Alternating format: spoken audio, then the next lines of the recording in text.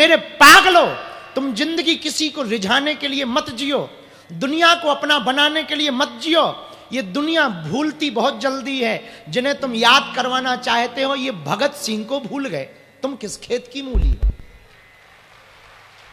इस दुनिया को याद कराने के लिए मत जियो। तुम्हारा श्रृंगार भी दुनिया को रिझाने के लिए ना हो, तुम्हारा जीवन भी दुनिया को रिझाने के लिए ना हो, क्योंकि इस दुनिया में कोई किसी से रीझता नहीं है। जब तक चेहरे पे चमक और पॉकेट में मनी है तब तक सब तुम्हारे करीब हैं। जिस दिन ये दोनों गए कोई राम राम तक नहीं करेगा। इसलिए मेरे पागलो, जिंदगी को जीना है, आनंद के लिए जियो, उत्साह के लिए जियो, प्रेम के लिए जियो, परमात्मा को पाने के लिए जियो, अपने लिए जियो। अपने मतलब, इसका मतलब यह नहीं कि तुम केवल अपने लिए जियो, जीना तो अपने ही लिए है, पर तन से संसारी रहना है, मन से सन्यासी रहना है।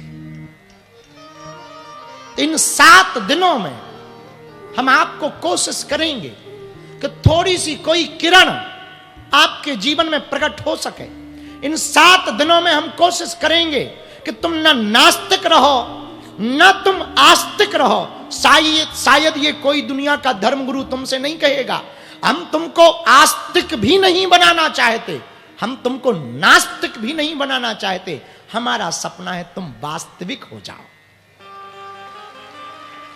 आप वास्तविक हो जाओगे तो जीवन के मूल और महत्व को समझ पाओगे, जिंदगी जीने के रस को पा पाओगे। अभी तुम जी तो रहे हो पर किसी के हाथों के कंट्रोलर हो। किसी ने कह दिया तुम अच्छे हो तो मुस्कुरा देते, किसी ने कह दिया बड़ा भोंदू है सो तुम्हारा मुंह लटक जाता है। किसी ने कहा कि बड़ा बेहुदा है तो तुम चिढ़ जाते, किसी ने कहा बड़ा निकम्मा है तो तुम फड़फड़ा जाते। अरे तुम उसके हाथ के कंट्रोलर हो कि वो जो कहेगा वो तुम्हारे ऊपर प्रभाव पड़े। हम जैसे हैं वैसे भगवान के हैं, ये बात यदि तुम्हारे जीवन में उतर आएगी तो हर पल मुस्कुराहट चेहरे पर रहेगी। इन 7 दिनों में श्री ठाकुर जी की इस कथा में हम चाहते हैं आप हमारे गोविंद के नजदीक पहुंच जाएं, उनको महसूस करें। भगवान देखने का विषय नहीं है, भगवान कहने भर का विषय नहीं है, भगवान बोलने का विषय नहीं है, भगवान तो महसूस करने का विषय है। मेरे प्रिय जनों, जैसे हवा दिखाई नहीं पड़ती पर है, बोलो है कि नहीं? अरे बोलो ना, हवा है या नहीं? पर क्या दिखाई पड़ रही? जोर से बोलो। अच्छा दिखाई नहीं पड़ रही तो क्या हवा नहीं है? है। 2 मिनट के लिए मुंह बंद कर लो, तुम्हारी हवा खिसक जाएगी। नाक और मुंह बंद करके देखो, हवा खिसक ना जाए तो कहना। हवा दिखाई नहीं पड़ रही पर है, वैसी भगवान की कृपा दिखाई नहीं पड़ती पर है। कल शिवपुरी में कलश यात्रा नहीं हुई, कलेश मिटाने की यात्रा हुई है। और सुनो शिवपुरी वालों, अब 7 दिन तक तो हम तुम्हारे प्राण रोज 3 बजे खावे। और आज पहले ही दिन आरती में वाल्मीकि समाज के लोग मंच पर आए। हमारा उद्देश्य है भारत में कास्टवाद की लड़ाई ना हो, भारत में कास्टवाद के नाम पर लोग ना लड़ें, भारत में ऊंच नीच के नाम पर लोग ना लड़ें, भारत में छुआछूत के नाम पर लोग ना लड़ें। हमारा उद्देश्य है लोगों को जीना ही है तो राष्ट्रवाद के लिए जिए, ताकि भारत विश्व गुरु हो सके। और हमको इस बात की प्रसन्नता है कि जब सनातन हिंदू एकता पदयात्रा प्रारंभ हुई तो पहले दिन पदयात्रा प्रारंभ वाल्मीकि भगवान के पूजन के साथ हुई। और आज जब पदयात्रा के ठीक बाद, अच्छा एक और बड़ा संयोग है, पिछली पदयात्रा बागेश्वर धाम से ओरछा तक की उसके ठीक बाद हमने करेरा में कथा की थी। और 2.0 की ऐतिहासिक आध्यात्मिक पदयात्रा दिल्ली से वृंदावन तक की लगभग 150 करोड़ भारतीयों के लिए 150 किलोमीटर की पदयात्रा, जिसमें लगभग 3 राज्य, 6 जिला, 422 ग्राम पंचायतें, लगभग 5 करोड़ की आबादी के बीच से पदयात्रा संपन्न हुई। और 16 नवंबर को 15 लाख लोग एक साथ बैठ करके संकल्प लिए वृंदावन में कि हम भारत को हिंदू राष्ट्र देखना चाहते हैं। लेकिन उसके ठीक बाद हमको इस पुण्यमयी भूमि, तपोमयी भूमि, सांस्कृतिक नगरी, पर्यटन नगरी, खेड़ापति हनुमान जी की नगरी, चिंताहरण महादेव की नगरी शिवपुरी में आने का सौभाग्य प्राप्त हुआ है। हम संपूर्ण शिवपुरी वासियों को दंडवत प्रणाम कर रहे हैं। लेकिन अब 7 दिन तक जिंदगी भर काम रहना है। 7 दिन की छुट्टी तुम बालाजी के नाम पे ले लो। कथा सुनाने तो हम आई हैं, कान खोलकर सुनो। हम चाहते हैं, देखो, दुनिया को संभालने के पहले घर को संभाला जाता है, और मध्य प्रदेश हमारा घर है। जब मध्य प्रदेश का प्रत्येक जिला हिंदुत्व बाहुल और कट्टर हिंदुत्ववादी लोगों की विचारधारा से होगा, तब भारत हमारा पक्का हिंदू राष्ट्र होगा। और हमको कागजों पे हिंदू राष्ट्र चाहिए ही नहीं, वो तो हम पहले ही दिन कह चुके थे, विचारों में चाहिए। इन 7 दिनों में जो हनुमान जी हमसे कहलवाएंगे वो कथा सुनाएंगे। लेकिन यहां बहुत तंत्र मंत्र के नाम पर उपद्रव किए जाते हैं, उनके लिए 27 तारीख को दिव्य दरबार लगाया जाएगा। और यदि शिवपुरी वालों की श्रद्धा प्रबल रही, हम तो अपनी तरफ से प्रार्थना करेंगे, तुम भी करना। जो हमारे गुरुजी हैं, जिनके कारण दरबार लगता, सन्यासी बाबा, यदि उन्होंने कृपा कर दी तो 2 दिन तक का लगाया जाएगा। लेकिन है उनके ऊपर, वो कृपा कर दें। प्रार्थना तुम्हारी, हम लोग प्रार्थना कर सकते, वो तो हमें जो आज्ञा देंगे, दास को तो वही मानना है।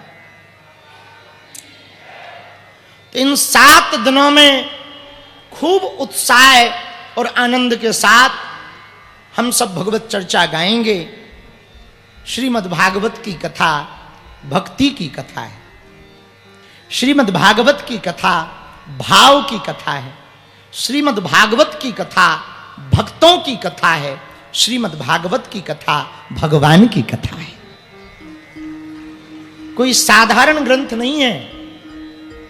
केवल साप्ताहिक श्रीमद् भागवत कथा का श्रवण करने वाला कोई भगत बिल्कुल नियम के साथ 7 दिन की कथा को सुन ले, ठाकुर जी की प्रत्यक्ष कृपा का अनुभव वो पंडाल के मध्य में ही कर पाएगा।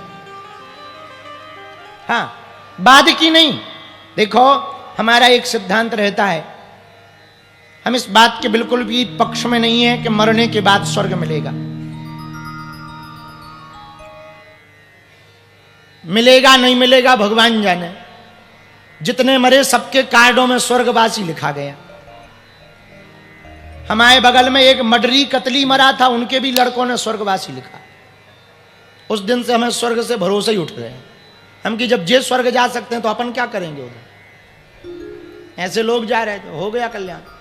हमारा मानना है मरने के बाद स्वर्ग मिले, ऐसी भक्ति मत करना जीते जी स्वर्ग जीवन बन जाए, ऐसी भक्ति का आधार पकड़ना। मरने के बाद किस किस को स्वर्ग मिला पता नहीं है, पर यदि तुम अपनी जिंदगी को जीते जी स्वर्ग ना बना पाए तो ना तो तुम्हारी भक्ति ठीक ठाक थी, ना जिंदगी ठीक ठाक थी। भैया, कथा में महात्मा कीर्तन गाते हैं, भगवान की मधुर मधुर मंगल मंगलमयी कथाएं सुनाते हैं, भगवान की लाड़ प्यार की कथा, प्रेम की कथा सुनाते हैं, भगवान के स्वरूप का वर्णन करते हैं, भगवान की लीला का वर्णन करते हैं, भगवान के चरित्र का वर्णन करते हैं, भगवान के श्रृंगार का वर्णन करते हैं, भगवान की दिव्य दिव्य महिमाओं को गाते। तो भैया, ना जाने ऐसी कौन सी बात है जो चित्त में बैठ जाए और उस बात के कारण चित्त चोर भी हमारे चित्त में चिपक जाए। इसीलिए कथा में बहुत फल है भैया, बहुत फल है, बहुत लाभ है। एक सेठ जी का लड़का था। अब हम ये नहीं कहेंगे कि वो शिवपुरी का था, क्योंकि 7 दिन हमें ठहरना भी है। एक शिवपुरी नहीं, शिवपुरी का नहीं, अपने गांव का एक सेठ जी का लड़का था, बड़ा उल्लू, शुद्ध बुद्धू। सेठ जी तो परम भक्त, रोज भगवान की कथा सुनने जाते, आसन लेके जाते, कोई ना कोई महात्मा आता ही रहता था। इनके नगर में आवे तो महात्मा के पास जाएं, आसन डाल लें, कथा सुने बढ़िया, और बढ़िया कथा सुन में कीर्तन गावे, घर पर वही कथा का कीर्तन गाते हुए वापस आवे।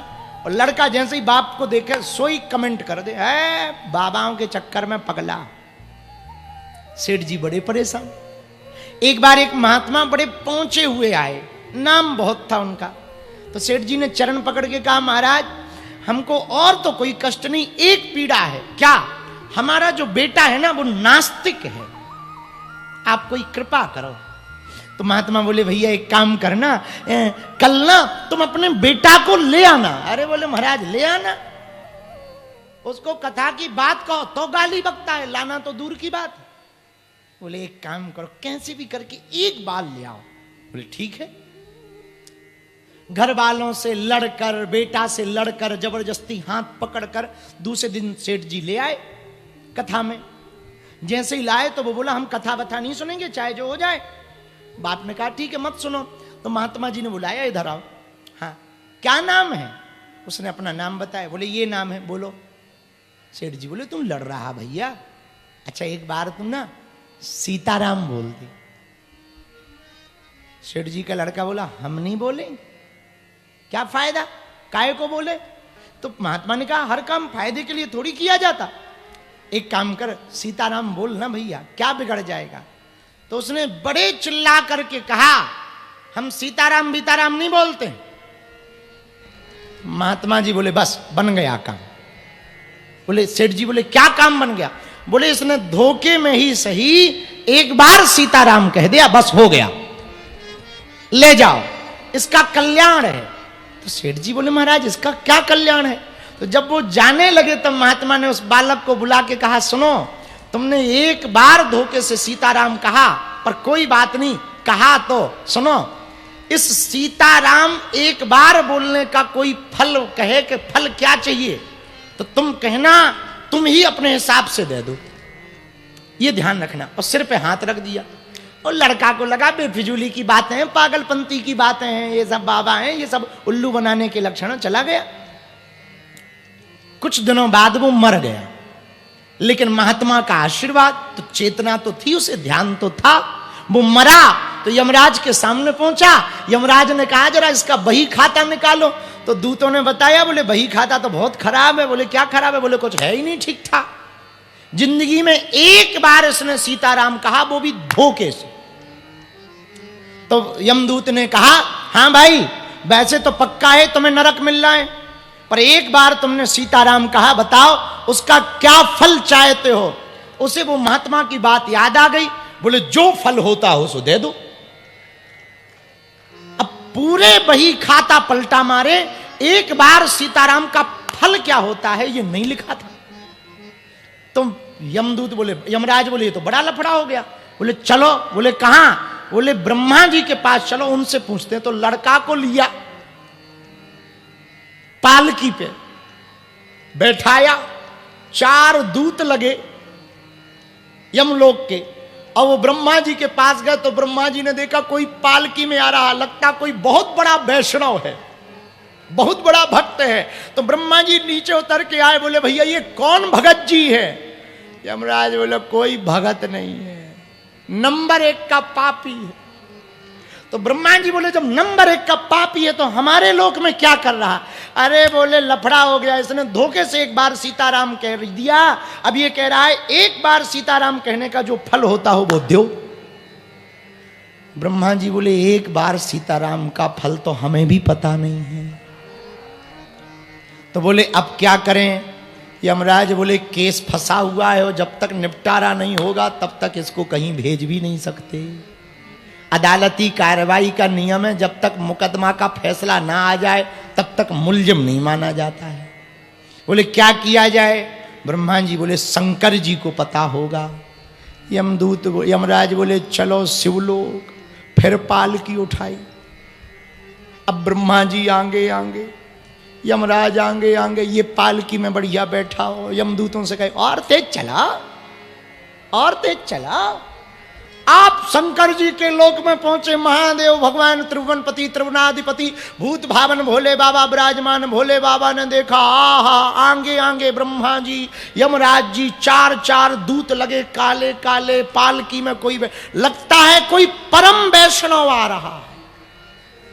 शंकर जी नीचे, अरे भैया ये कौन वैष्णव है जिसके लिए ब्रह्मा जी आगे चल रहे और ये पालकी पे बैठा। यमराज बोले कोई वैष्णव नहीं, ये नास्तिक है, नास्तिक। तो बोले पर नास्तिक है तो पालकी पे क्यों पधरा रखा है? अरे बोले धोखे से इसने एक बार सीताराम कह दिया। अब ये कह रहा है कि एक बार सीताराम कहने का जो फल होता हो वो दो।